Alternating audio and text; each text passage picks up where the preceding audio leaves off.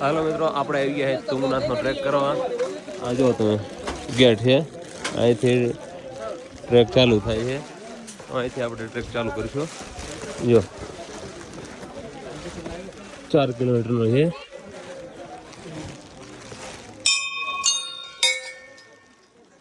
આવી રીતે આપણે ડંકો વગાડીને ચાલુ કરી દીધું છે. જો એ પહેલાં તમને બતાવી દઉં તુંગનાથના ટ્રેકનું. 3680 મીટરની ઊંચાઈ ઉપર સ્થિત 3680 મીટર ઉપર છે. અને કેટલું 5000 વર્ષ જૂનું મંદિર છે.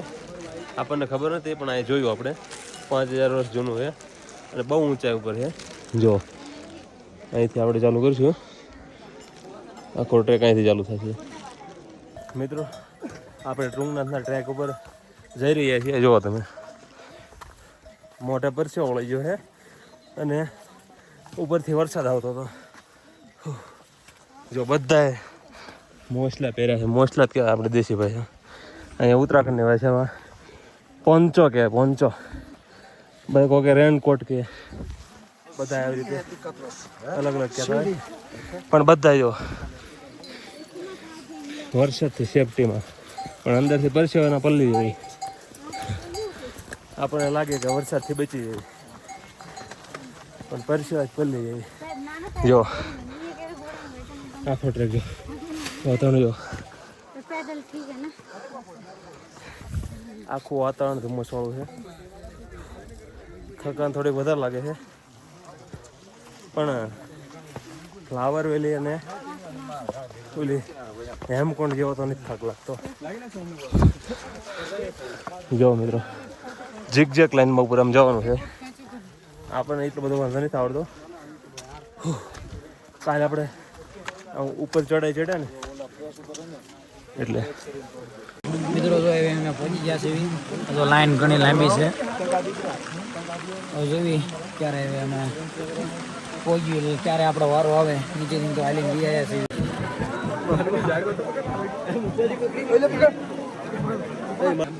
મિત્રો, આપણે તુંગનાથ મંદિર પગી ગયા છીએ.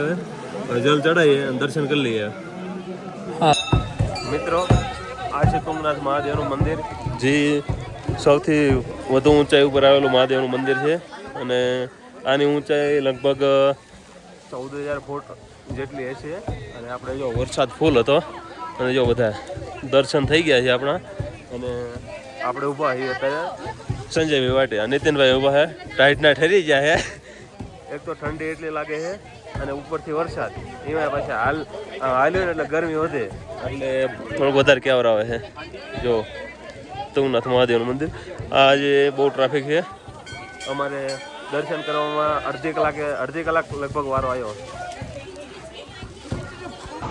દર્શન થઈ ગયા, તુંગનાથ મહાદેવના દર્શન થઈ ગયા છે અને હવે નીકળી ગયા એ સોનપ્રયાગ જવા માટે. અને આજે લગભગ સોનપ્રયાગ પગે. જો રોડ આવો રોડ છે, બધું ધુમ્મસ જ દેખાય છે. મોટા મોટા ઝાડવા પડ્યા અને રસ્તો બંધ થઈ જાય. આખું જો તમે, આખું વેલી આખી ઊંડી, એટલે ખીણ ગણ લો ને આપણે. ખીણ છે આખી, ત્યાં પડો એટલે પૂરું તમારું. જો આજ તો મને થોડુંક અજીબનું લાગે છે. આ રેનકોટ એવો મળ્યો, આ કવર એવો મળ્યો અને પ્રસાદી લીધી ને એને થેલી એવી મળે, પિંક. અજીબ જ લાગ્યું આજ તો મને. જો આખા ચૂકા રસ્તા હોય અને ધુમ્મસ છાયું વાતાવરણ, એટલે હા ધીમી આંખો. જો જંગલ જો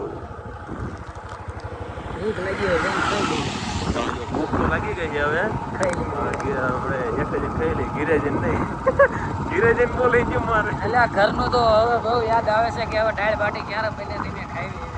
ઘરે તો પેલા ફોન કરી દો, દાળ બાટી બનાવી રાખો. આપણે નીતિનના ઘીરે દાળ બાટી ખાવા જાઓ. આજો સંજય ભાઈ કાકે છે.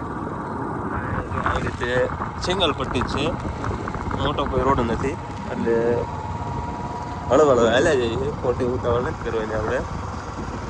ત્યાં બધા વાદળ છે અને આગળ બધું ધુમ્મસ જ છે. હાજે એમ આવ્યા ને, આજે પ્રમાણ છે કે તમને કહેવાય જેવું હોય ને, ઘેરામાં વિડીયો જોવે ને રમતા નીતિન, એટલે એ હાથનું કંઈ કહેતા નથી પણ પણ જો તમે આ રસ્તા નજારા તમે જો એન્જોય કરો ને